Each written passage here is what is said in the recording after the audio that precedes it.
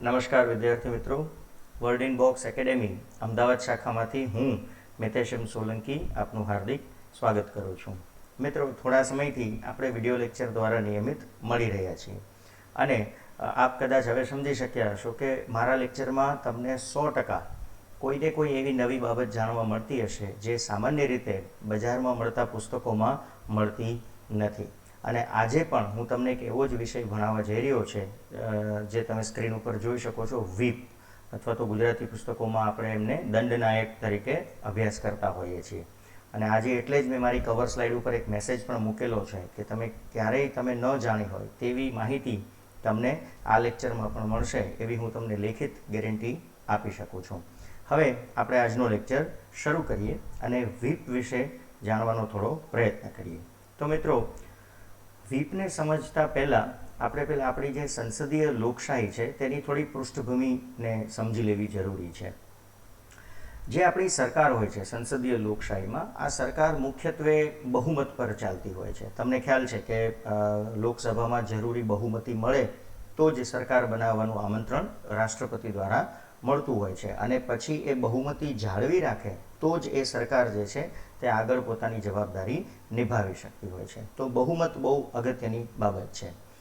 સરકાર જે દૈનિક ચર્ચાઓ કરતી હોય, રોજબરોજની જે કામગીરી સંસદમાં ચાલતી હોય, જે પ્રસ્તાવ મુકાતા હોય, કોઈ નવા કાયદાઓ પસાર થતા હોય, આ દરેક બાબતનો આધાર એક જ બાબત ઉપર ટકેલો છે કે એ છે સરકારને જરૂરી બહુમતી મળી રહે.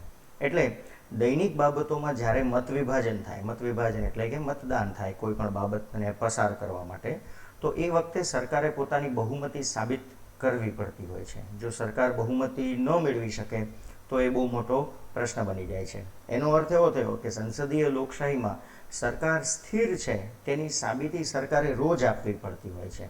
જ્યારે ગૃહ મળે, જ્યારે સંસદની બેઠકો ભરાય, ત્યારે સરકારે દરેક બાબતમાં એ સાબિત કરવું પડતું હોય છે કે અમારી પાસે જરૂરી બહુમતી છે.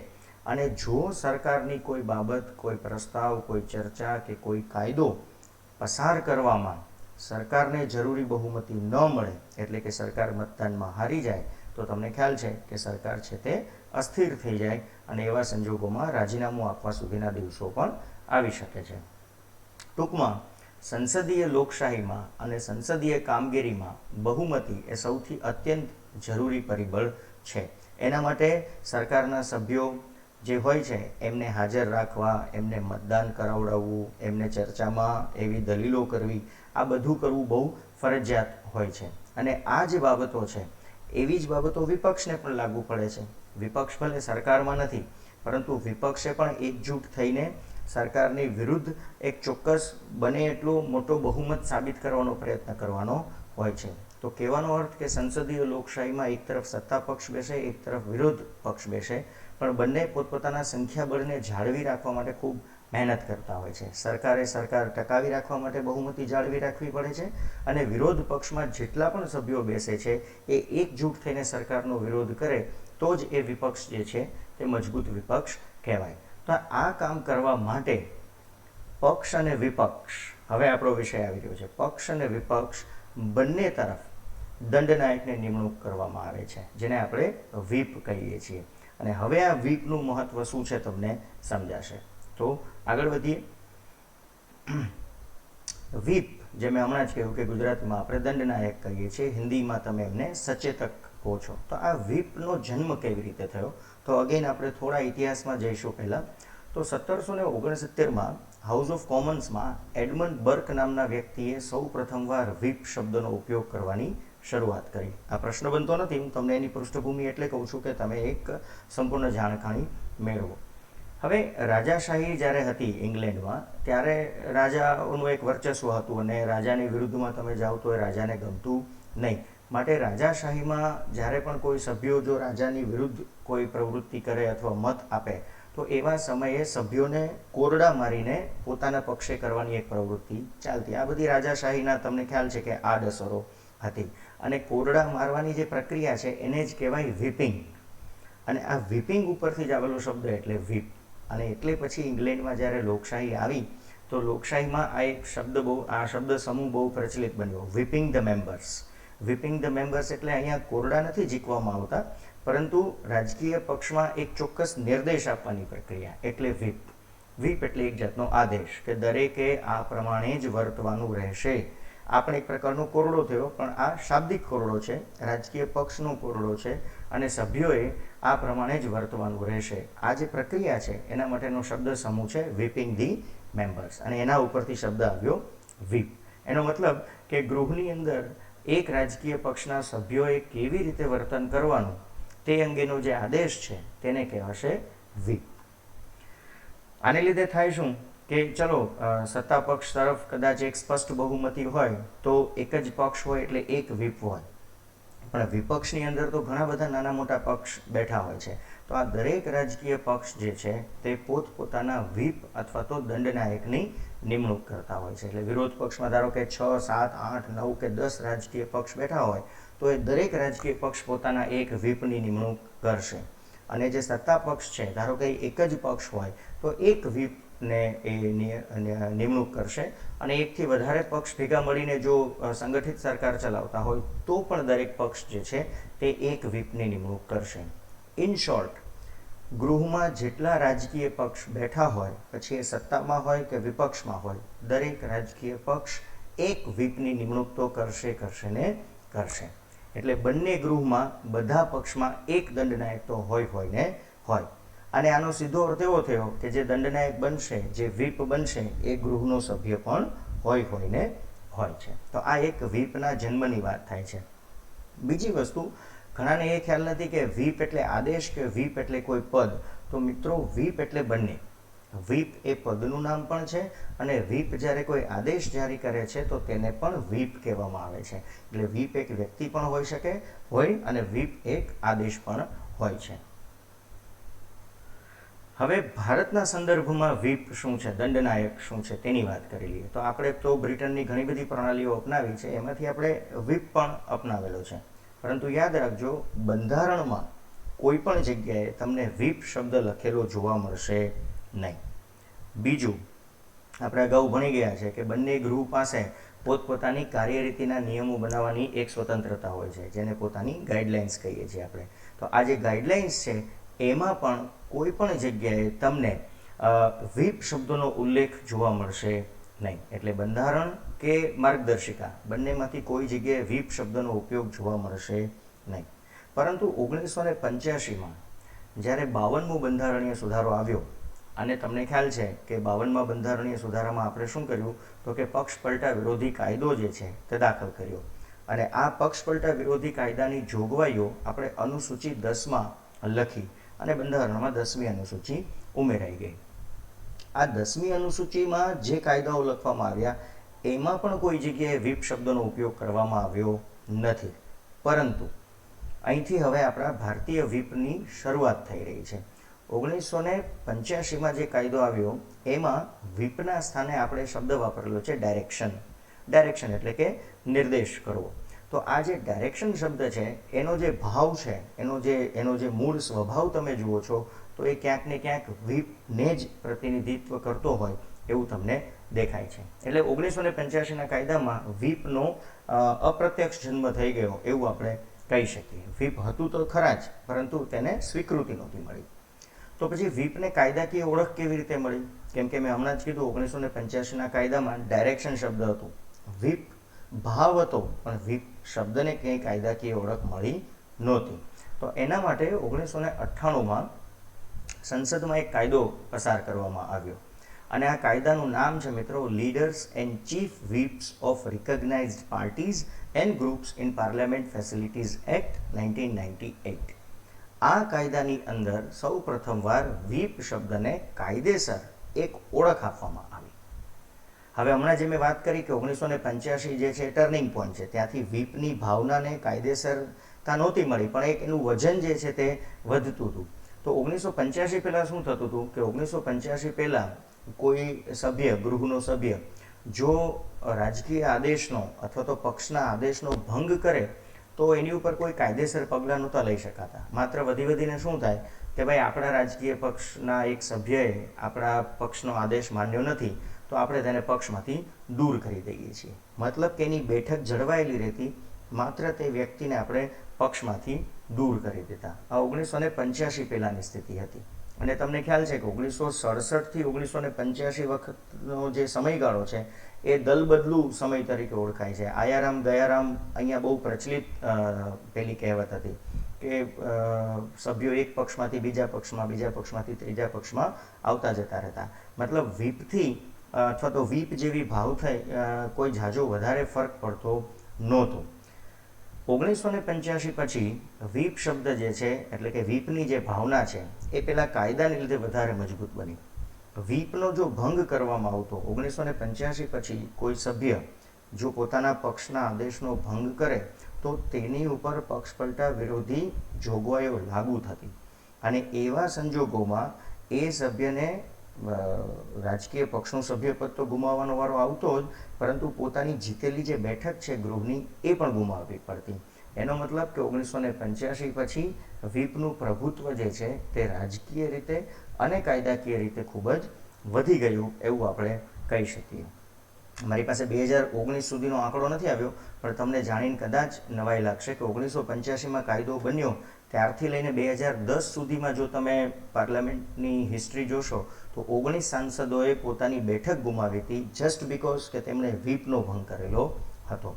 કદાચ 2011થી 2019ના આંકડાઓ પણ જ્યારે મને મળશે તો આવતા ક્યારેક લેક્ચરમાં હું કરંટ અફેર્સમાં લઈ લઈશ, પણ આ એક તમારી જાણકારી માટે. હવે અહીંયા આવે છે મારી લેખિત ગેરંટીવાળી વાત, જે હું ક્લેમ કરું છું કે શું કામ તમે આ વસ્તુને માનશો કે પુસ્તકોમાં આ બાબત નથી મળતી. કોઈ તમને પૂછે કે વ્હીપના પ્રકાર કેટલા, તો વ્હીપના 3 પ્રકાર છે. એ 3 પ્રકારમાં પહેલો પ્રકાર છે વન લાઇન્ડ વ્હીપ. એક લાઇનમાં આપવામાં આવેલો આદેશ જેને આપણે કહીએ છીએ, તો એ આ રીતે લખેલો હોય. જે રાજકીય પક્ષે આદેશ લખેલો હોય, ધારો કે કોઈ એક રાજકીય પક્ષ એવું કે આજે બધા સભ્યોએ હાજર રહેવું, આટલો આદેશ લખી એની નીચે એક લાઇન અંડરલાઇન કરેલી હોય તો તેને કહેવાય છે વન લાઇન વ્હીપ. અને આ જે વ્હીપ છે તે સામાન્ય જે આદેશો આપવામાં હોય, જાણકારી આપવામાં આવતી હોય એવી બધી બાબતો માટે આપવામાં આવતું હોય છે. મતલબ આ બહુ મહત્વની બાબતો હોતી નથી. વ્હીપનો બીજો પ્રકાર છે to line whip. To line whip એટલે જે આદેશ આપવામાં આવેલો હોય એની નીચે 2 રેખાઓ અંડરલાઇન કરેલી હોય છે. અને આ જે બાબતો હોય તે મહત્વની બાબતો હોય છે, એટલે કે એનું થોડું મહત્વ હોય છે, રાજકીય પક્ષ માટે તે અગત્યની બાબત હોય છે. અને ત્રીજો વ્હીપનો પ્રકાર છે 3 લાઇન્ડ વ્હીપ. આ 3 લાઇન્ડ વ્હીપમાં આદેશની નીચે 3 રેખાઓ તમને જોવા મળે છે, એટલે કે 3 અંડરલાઇન જોવા મળે છે. અને આ જે વ્હીપ હોય તે અત્યંત જરૂરી બાબતોનું વ્હીપ હોય છે. મતલબ ધારો કે જ્યારે અવિશ્વાસનો પ્રસ્તાવ પસાર કરવાનો હોય તો રાજકીય પક્ષો પોતાના સભ્યોને આ 3 લાઇન વ્હીપ આપે કે આજે બધાએ હાજર રહેવાનું જ છે, આજના મતદાનમાં બધાએ સત્તા વિરુદ્ધ મતદાન કરવાનું જ છે, અથવા કોઈ ચોક્કસ કાયદાનો વિરોધ કરવાનો હોય ત્યારે 3 લાઇન્ડ વ્હીપ જે છે તે જાહેર કરવામાં આવતો હોય છે. તો આ જે હું તમને ગેરંટીડ મેટરની વાત કરું છું તે આ મુદ્દો છે. તો 3 વ્હીપના પ્રકાર થયા. હવે ભારતની સંસદમાં આપણે વ્હીપ થોડો જોઈ લઈએ બીજી રીતે. તો સંસદીય બાબતોના જે મંત્રી હોય, હજી વિદ્યાર્થીઓને આ પણ નથી ખ્યાલ હોતો, આ પણ ગેરંટીડ કન્ટેન્ટની અંતર્ગત જ આવે છે કે તમને અત્યાર સુધી એવું જ ભણાવવામાં આવ્યું છે કે દરેક રાજકીય પક્ષના એક વ્હીપ હોય, પણ એવું નથી. સંસદીય બાબતોના જે મંત્રી હોય એમને કાયદેસર ચીફ વ્હીપ તરીકે ઓળખવામાં આવે છે, એટલે કે મુખ્ય વ્હીપ એ હોય છે. અને તેની નીચે હમણાં જે મેં વાત કરી કે જેટલા રાજકીય પક્ષ બેસે એ દરેક રાજકીય પક્ષના પણ એક વ્હીપ હોય છે. પરંતુ આ જે પક્ષીય વ્હીપ હોય એ પોતપોતાના પક્ષના નેતાને જવાબદાર હોય. તો કે ભાજપના વ્હીપ હોય તો એ ભાજપના જે સંસદમાં નેતા હોય એમને વફાદાર હોય, કોંગ્રેસના વ્હીપ હોય તો એ કોંગ્રેસના નેતાને વફાદાર રહેતા હોય છે અને જવાબદાર રહેતા હોય છે. જ્યારે સંસદીય બાબતોના જે મંત્રી હોય એ તો ચીફ વ્હીપ હોય, મતલબ એ બાકીના બધા જ પક્ષીય વ્હીપ સાથે સતત સંકલન કરતા રહેતા હોય છે. એની પણ આપણે હમણાં વાત કરીએ. તો ચીફ વ્હીપ અને વ્હીપ વચ્ચેનું સંકલન મહત્વનું છે. જો આવ્યું એ મેટર, એટલે સંસદીય બાબતોની જે કાર્યરીતિઓ હોય એ માટેના ચીફ વ્હીપ એ રાજકીય પક્ષના વ્હીપ સાથે સતત સંકલન કરતા રહેતા હોય છે. હવે વ્હીપના કાર્યો શું? તો વ્હીપના સામાન્ય કાર્યો જે પુસ્તકોમાં તમને આપવામાં આવેલા છે એનાથી ઘણા કાર્યો હું તમને આજે બતાવીશ. તો વ્હીપના જે કાર્યો છે એ સૌથી પહેલી વસ્તુ કે ભાઈ આપણે એક રાજકીય પક્ષ સાથે જોડાયેલા છીએ, તો આપણા પક્ષની જે વિચારધારા છે અને આપણા પક્ષના જે નિર્ણયો છે એને દરેક સભ્યો સુધી પહોંચાડવા કે ભાઈ આપણો પક્ષ આ રીતે વિચારે છે, આપણા પક્ષનું આ ફિલોસોફી છે અને આપણો આ નિર્ણય છે, તો આપણે આ રીતે ગૃહમાં વર્તવાનું રહેશે. બીજું, પક્ષના સભ્યોની જે બાબતો છે તેને પાર્ટી હાઈકમાન્ડ સુધી પણ વ્હીપ પહોંચાડે છે. કહેવાનો અર્થ કે ધારો કે 100 લોકોનું એક પક્ષ છે, તો પાર્ટી હાઈકમાન્ડ તો વ્હીપ જારી કરાવશે, પણ પક્ષના જે સભ્યો હોય એમાં પણ ઘણીવાર અસંતોષ હોય, ઘણીવાર કોઈ એની લાગણી હોય, કોઈ માગણી હોય, તો કેવું કઈ રીતે, તો પાર્ટી હાઈકમાન્ડ સુધી એ પોતાનો સંદેશ મોકલવા માટે વ્હીપનો ઉપયોગ કરે છે. એ વ્હીપને કહેશે કે અમે પાર્ટીનો આદેશ 100% માનશું, પણ અમારી પણ આ એક લાગણી ને માગણી છે, જો એને આ પાર્ટી હાઈકમાન્ડ સુધી પહોંચાડો તો કદાચ કંઈક ફરક પડે. તો જો આ સંકલનનું કામ છે. ત્રીજું, ગૃહમાં ગણપૂર્તિ જાળવી રાખવી. ગણપૂર્તિ તમને ખ્યાલ છે, કોરમ, કે લોકસભાની વાત કરો તો 55 લોકો અને રાજ્યસભાની વાત કરો તો 25 લોકો હાજર રહેવા જોઈએ. તો દરેક રાજકીય પક્ષે પણ પોતાની કોરમ જાળવી રાખવી પડે કે ભાઈ આજે આપણે સરકારનો વિરોધ કરવાનો છે, તો આપણા બધા જ સભ્યો છે એમાંથી ઓછામાં ઓછા આટલા સભ્યો હાજર રહેવા જોઈએ અથવા તો બધા સભ્યો હાજર રહેવા જોઈએ. તો એ ગણપૂર્તિ જાળવવામાં પણ વ્હીપનું મહત્વ છે. ત્યાર પછી વ્હીપના કાર્યોને વધારે આગળ વિસ્તૃત રીતે સમજીએ તો ગૃહમાં પક્ષના વ્યવહારને નિયંત્રિત કરવામાં આવે છે. હવે તમને એમ થાય કે વ્યવહાર એટલે શું? એક વ્યવહાર શબ્દમાં કેટલી બાબતો આવે એ સમજી લઈએ. એક વ્યવહાર એટલે જ્યારે ગૃહમાં તમે વાત કરો છો તો સભ્યોની હાજરીની નોંધ લેવી એ પણ વ્હીપનું કાર્ય છે. કયા સભ્ય ગેરહાજર રહ્યા છે તેમની નોંધ લેવી એ પણ વ્હીપનું કાર્ય છે. બીજું, ગૃહમાં સભ્ય જ્યારે ભાષણ આપે છે તો એ પક્ષવતીનું સમર્થન કરવાનું છે, પક્ષવતી તેનો વિરોધ કરે છે એની નોંધ લેવી એ પણ વ્હીપનું કાર્ય છે. ત્યાર પછી ગૃહમાં પક્ષના નિર્દેશ પ્રમાણે જ મતદાન થવું જોઈએ. આપણે રાજકીય પક્ષે નક્કી કરેલું હોય કે આવતીકાલે જ્યારે સત્તા પક્ષ ફલાણું બિલ રજૂ કરશે તો આપણો જે પક્ષ છે એ એનો વિરોધ કરશે, માટે મતદાન થાય તો આપણા પક્ષે વિરુદ્ધમાં જ મતદાન કરવાનું છે. આ વ્હીપ એનું ધ્યાન રાખે છે. ત્યાર પછી પક્ષના સભ્યો વચ્ચે સંકલન અને સંતુલન. મેં હમણાં જ વાત કરી, દરેકને મેસેજ પહોંચવો જોઈએ, દરેક વચ્ચે જો કોઈ શું કહેવાય અસંતોષ હોય તો તેની લાગણીને જાળવી રાખવી વગેરે વગેરે પણ વ્હીપની જવાબદારી છે. એટલે એક જાતનું કોઓર્ડિનેશન સેન્ટર છે જે આખા પક્ષની ખરેખર એક સારી રીતે સંકલિત જવાબદારી નિભાવે છે. અને બીજું, આપણા જે સત્તા પક્ષના વ્હીપ હોય એમની સાથે વિપક્ષના દરેક વ્હીપ પણ સંકલન કરતા રહેતા હોય, એટલે એમને એ પણ ખ્યાલ આવે કે આવતીકાલે શું ચર્ચા થવાની છે, કેવી રીતે ચર્ચા થવાની છે, સત્તા પક્ષનો શું વિચાર છે, આ વચ્ચે પણ એક ચર્ચાઓ ચાલતી હોય. તો વ્હીપ જે છે એ માત્ર પોતાના પક્ષ પૂરતા મર્યાદિત નથી રહેતા, એ પોતાના પક્ષની બહાર જઈ બીજા પક્ષના અને વિપક્ષના વ્હીપ સાથે પણ સંકલન કરતા રહેતા હોય છે.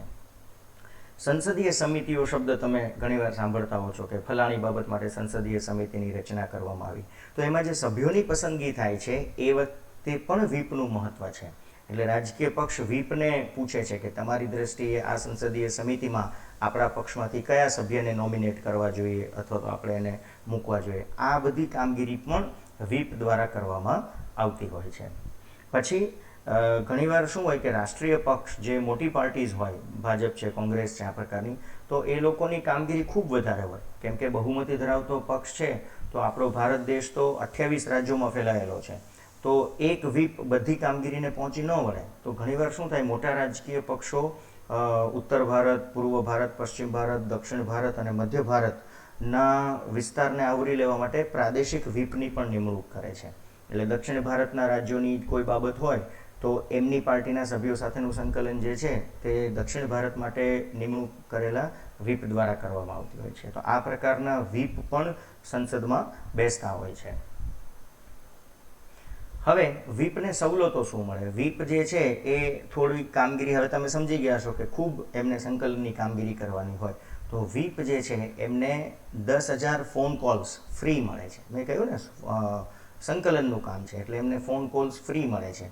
અને બીજું, એમને ઘણા બધા મેસેજીસ પહોંચાડવાના હોય છે, સંદેશાઓ, લેટર્સ લખવાના હોય છે, એટલે એક સ્ટેનોગ્રાફર પણ એમને સવલત તરીકે આપવામાં આવે છે. જુઓ મિત્રો, આ બધી બાબતો છે જે હું તમને ઘણીવાર કહેતો હોઉં કે પુસ્તક કરતાં તમને વિશેષ આ મારા વિડીયો લેક્ચરમાં 100% મળશે. હવે વ્હીપ અને વિરોધાભાસની વાત કરી લઈએ. આ મુદ્દો પણ તમને પરીક્ષાલક્ષી છે. કેવી રીતે સમજાવું?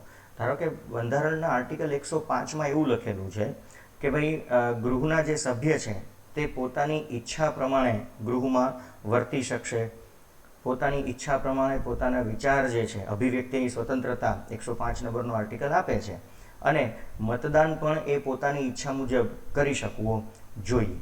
પરંતુ વ્હીપ જે છે એ શું કરે છે, તો કે વ્હીપ જે છે એ પક્ષીય વિચારધારા અનુસાર વર્તવાની વાત કરે છે. એટલે પેલી ઈચ્છા પ્રમાણે વર્તવાની વાત ઉપર ક્યાંક ને ક્યાંક નિયંત્રણ આવ્યું. પણ આ જરૂરી છે. શું કામ જરૂરી છે, તો કે જો લોકો વ્યક્તિગત વિચાર રજૂ કરે તો પછી પક્ષીય નિયંત્રણ જતું રહે. અને લોકશાહીમાં મહત્વ કોનું છે, બહુમતનું. અને બહુમત શેનાથી બને છે, રાજકીય પક્ષથી બને છે. એટલે પક્ષીય નિયંત્રણ માટે વ્હીપ જે છે તે જરૂરી છે. અને બીજું કે મતદાન જો દરેક સભ્ય પોતાની ઈચ્છા પ્રમાણે કરશે તો ગૃહનું સંતુલન જે છે તે જળવાય નહીં. ધારો કે સત્તારૂઢ પક્ષ એવું વિચારીને બેસે કે આપણી પાસે તો 300 બેઠકો છે, મતલબ કે 300 મત આપણને મળી જ જવાના છે. પણ જો સ્વૈચ્છિક રીતે વર્તે કોઈ સભ્ય તો પછી પેલું જે 300 મતનો કોન્ફિડન્સ છે એ રહે નહીં. એટલે વ્હીપ જે છે એ 105 નંબરના આર્ટિકલ ઉપર હાવી નથી થતો, પરંતુ પક્ષીય નિયંત્રણ માટે અને લોકતાંત્રિક વ્યવસ્થાને જાળવી રાખવા માટે બહુ અગત્યની ભૂમિકા ભજવે છે. પરંતુ વ્હીપમાં બે અપવાદ છે જ્યાં વ્હીપ ઘોષિત અથવા તો જાહેર કરી શકાતો નથી. એક, રાષ્ટ્રપતિની ચૂંટણી જ્યારે થાય ત્યારે મતદાન કરવા બાબતનો વ્હીપ કોઈ રાજકીય પક્ષ જાહેર ન કરી શકે. અને તેવી જ રીતે ઉપરાષ્ટ્રપતિની ચૂંટણી દરમિયાન જે મતદાન થાય તેમાં પણ કોઈ રાજકીય પક્ષ વ્હીપનો આદેશ આપી શકતું નથી. અને કદાચ ધારો કે આપે પણ તો પણ તેનો અર્થ નથી, કારણ કે રાષ્ટ્રપતિ અને ઉપરાષ્ટ્રપતિની ચૂંટણી એ ગુપ્ત મતદાન થતું હોય છે. એટલે કોઈ વ્યક્તિએ કદાચ પક્ષથી વિરુદ્ધમાં જઈને મતદાન કરેલું હોય તો પણ એ વ્યક્તિ કોણ છે એ તમને ખ્યાલ આવશે નહીં. તો મિત્રો, આ વાત થઈ વ્હીપની. 100% મને ખાતરી છે કે તમને આ વ્હીપના લેક્ચરમાં ઘણું બધું નવું જાણવા મળ્યું હશે. જો તમને આ વિડીયો લેક્ચર પસંદ આવ્યો હોય તો મારી ચેનલને સબસ્ક્રાઈબ કરો. આપના અભિપ્રાય, આપના પ્રશ્નો, આપની કમેન્ટ યુટ્યુબ ચેનલ ઉપર મોકલો, અથવા તો સ્ક્રીન ઉપર દેખાતા નંબર 7575060101 ઉપર મોકલશો તો ગમશે. ચેનલને મહત્તમ સબસ્ક્રાઈબ કરો અને તમારા મિત્રોને પણ જણાવો, બધાને લાભ મળશે. અને હવે મળશું આપણે પછીના લેક્ચરમાં. ત્યાં સુધી આભાર.